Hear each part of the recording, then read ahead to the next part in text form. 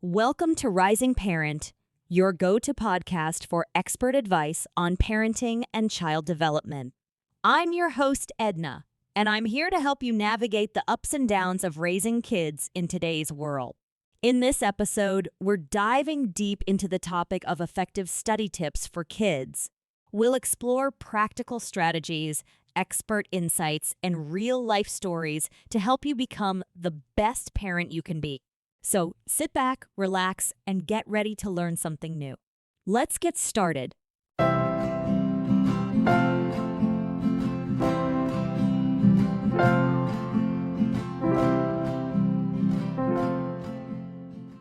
Okay, so getting kids to study, right? It's like, can I get an amen? I mean, it's a universal struggle. It really is. I swear, I used to think if I color coded my notes enough, that would magically make me understand algebra. Right. Spoiler alert, it did not work. Didn't work for me either. So that's why we're here. We're tackling those study habits, or lack thereof, and we've got some really interesting articles to dig into today. One from Prodigy Math and another from the Child Development Institute. Yeah. Should be interesting to compare and contrast those two kind of different perspectives there. Totally. So, what's the mission here? What do we hope that our listeners will get out of this deep dive? Well, by the end of it, hopefully we'll all have some fresh strategies, some new insights to make study time less of a power struggle and more of a brain-boosting adventure. I love that. A brain-boosting adventure. And, it's funny. Both articles actually start by saying, we really need to understand the why behind the struggle. Oh, interesting. It's not just about telling kids to focus. It's about figuring out what's making it so hard for them in the first place. It's like in those detective movies, gotta understand the motive. Exactly. So what are some of those reasons? Why do why do any of us really find it so tough to just buckle down and focus sometimes? Well, distractions are a big one, especially in our tech-saturated world. Oh, tell me about it. Right. And then sometimes, honestly, it's just a lack of interest in the material. Yeah, if it's not grabbing you, it's not grabbing you. Exactly. And that goes for adults, too, right? Yeah. 100%. I can't tell you how many times I've tried to learn something new and I completely space out because it's just not holding my attention. Yeah. And you know what else makes it hard to focus? What's that? Stress. Oh, absolutely. If I've got a million things swirling around in my head, good luck getting me to concentrate on anything else. Right, totally. Do the articles talk about how that plays into it for kids, the whole stress and anxiety piece? Yeah, they do. Yeah. And, they highlight that even though it might look different than stress for adults, kids definitely feel the pressure, too. Oh, yeah. Think about it.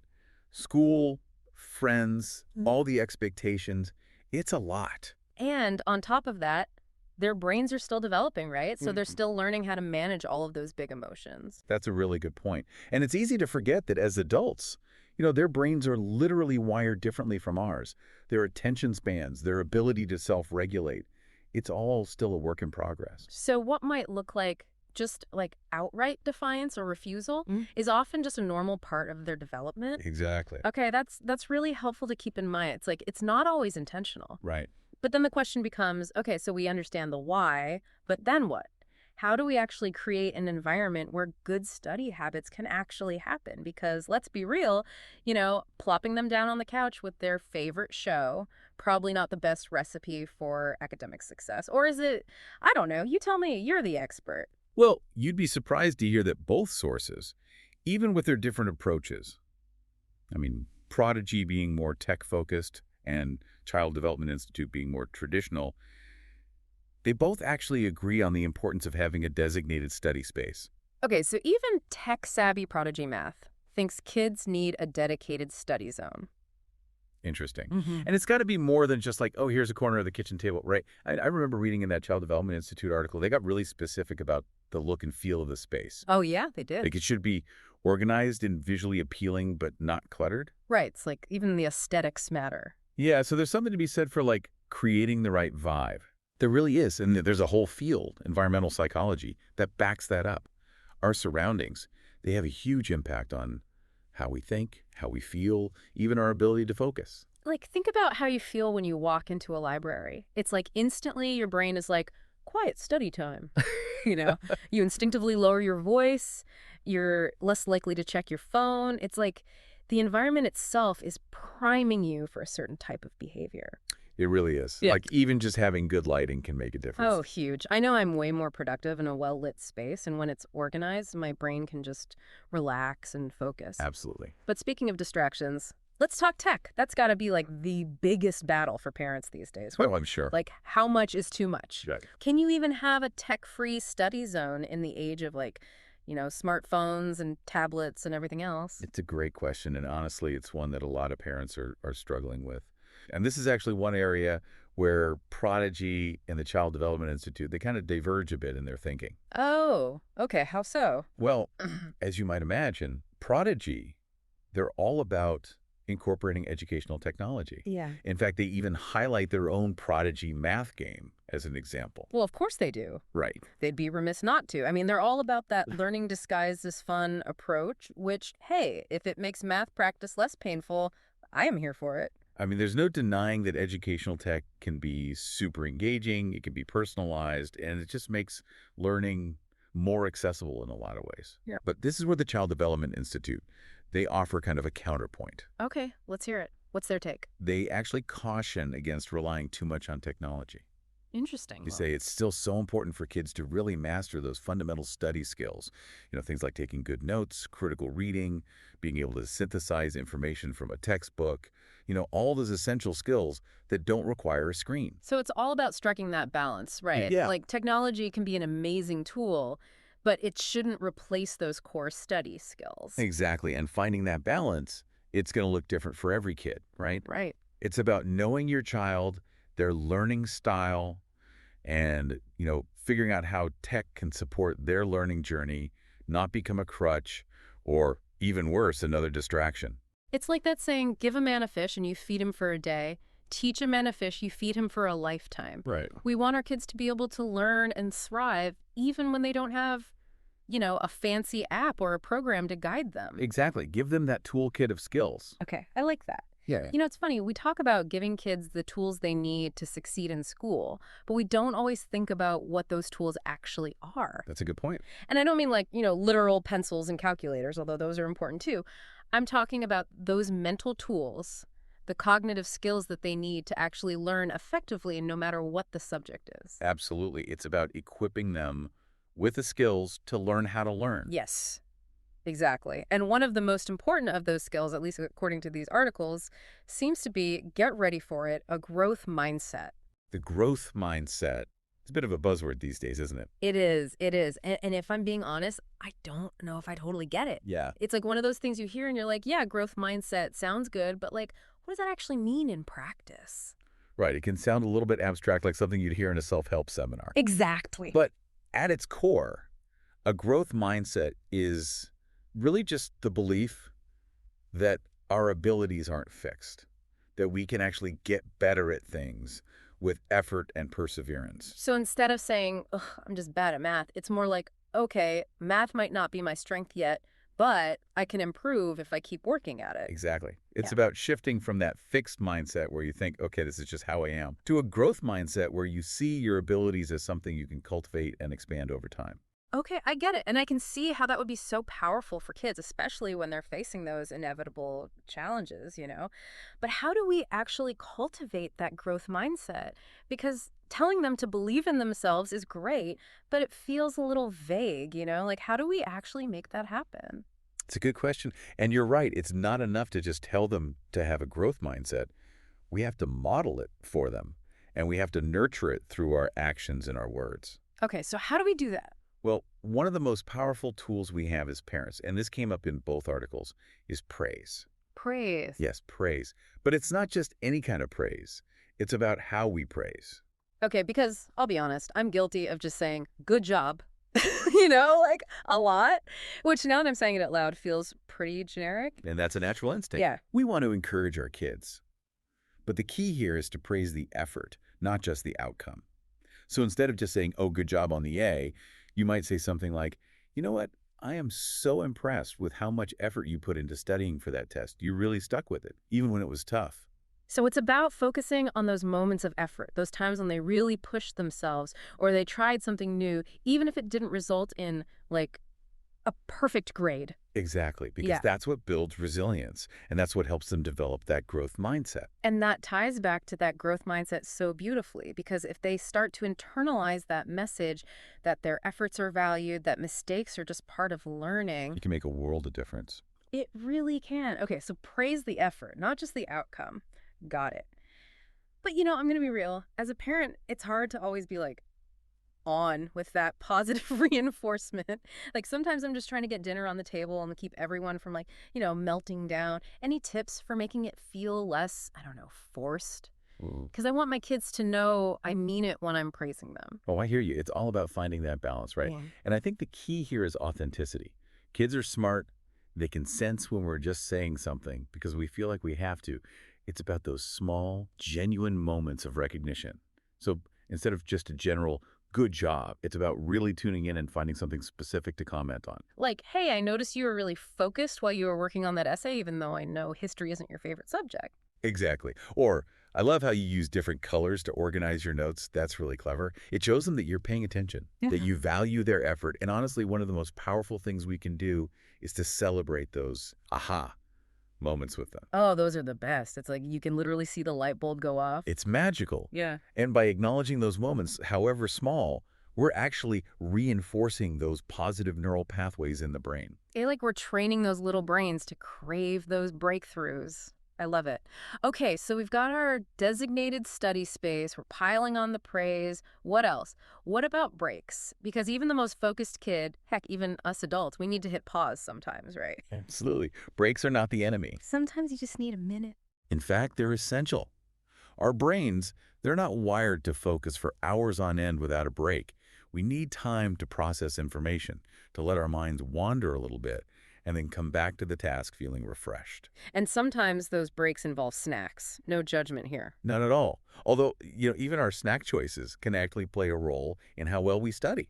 Wait, really? Yeah. There's a whole field of research on nutrition and cognitive function. Fascinating. So you're saying that what we eat can actually impact how well our brains work?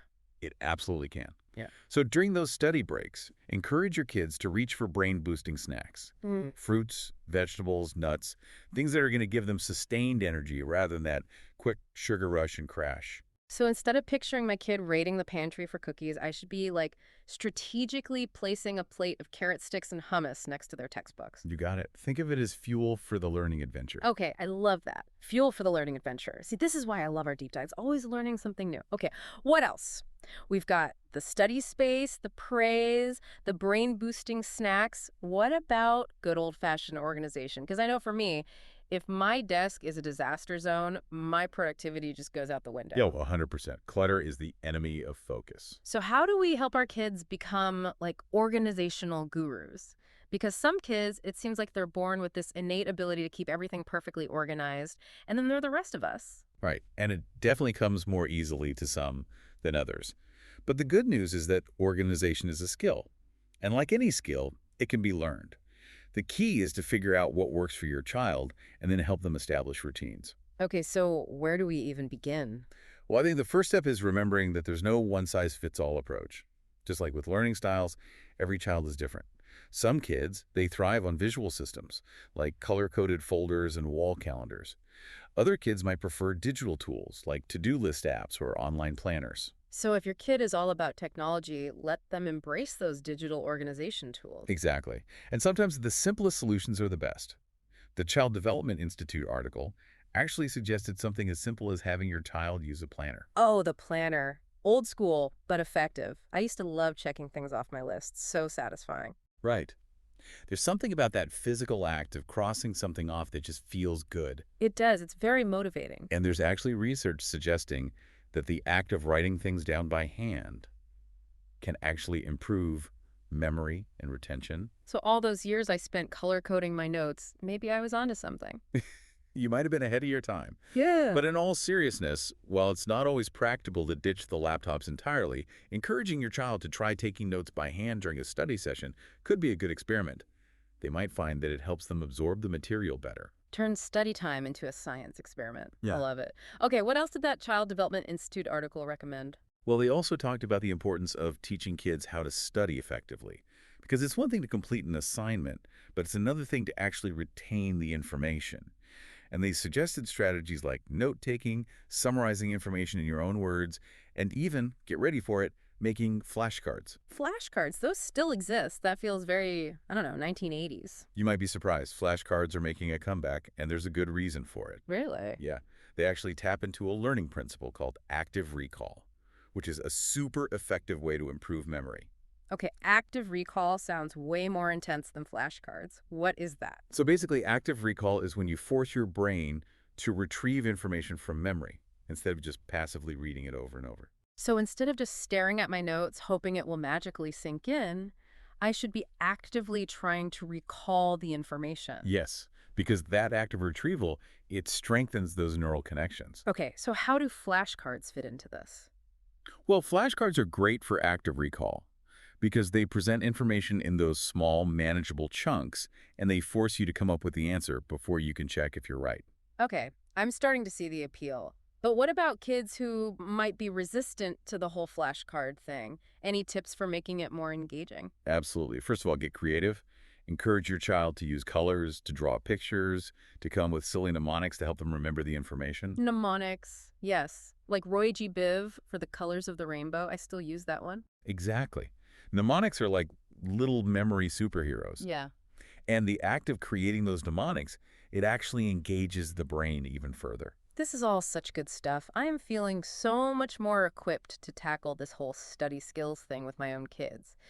Okay, so we've covered a ton of ground on these study habits. We've got the study space, the brain-boosting snacks, the flashcards. I'm ready to go, like, enroll in school all over again. Right. Well, almost. But before we wrap things up, I think it's important to touch on the emotional side of all of this. Absolutely. Because even with all the best tools and techniques in the world, our kids are still going to get frustrated sometimes. They will. They're human. Right. They're going to hit those roadblocks. They might even have a meltdown or two. It's all part of the process. It is. It is. And that Child Development Institute article, I remember they talked about this, about the importance of just like watching for those signs of frustration during homework time.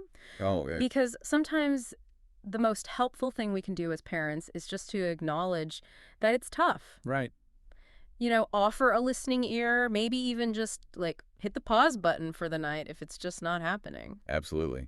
Sometimes you just need to step away and come back to it later with fresh eyes. It's like giving them permission to not be okay. Right. Okay.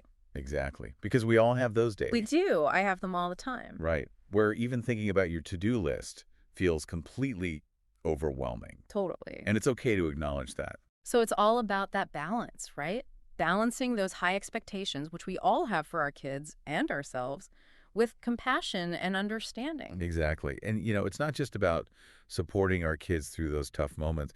It's about modeling that lifelong love of learning for them as well. Remember that Prodigy article touched on this? Oh, yes. I love that they brought that up. It's not about grades. It's about fostering that genuine curiosity. Yes. Because we, as parents, we are their biggest role models. We are. So if they see us constantly seeking out new knowledge, embracing those challenges, even admitting when we don't know something, it just sends such a powerful message, you know? It really does. It shows them that learning is a journey. It's an adventure. Yes, and it's fun. It can be. It doesn't have to be a chore. It doesn't have to be all about textbooks and tests.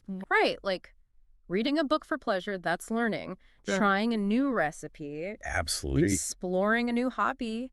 Heck, even just having those like deep conversations with your kids about the world, that's learning too. It all counts. And I think that's a perfect place to wrap things up. Building good study habits, it's a journey, it's a process. It's a marathon, not a sprint, right? Exactly. And just like with any marathon, there are going to be moments when you just want to give up, you know? You might hit a wall, you might need to adjust your pace.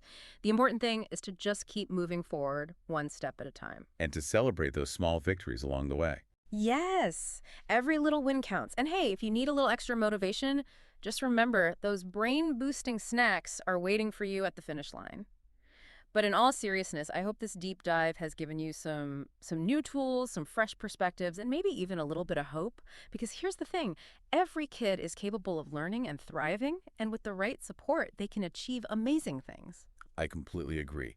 And remember, as parents, we're all in this together. Yeah. We're all just figuring it out as we go. So true. All right, everyone, until next time, happy learning.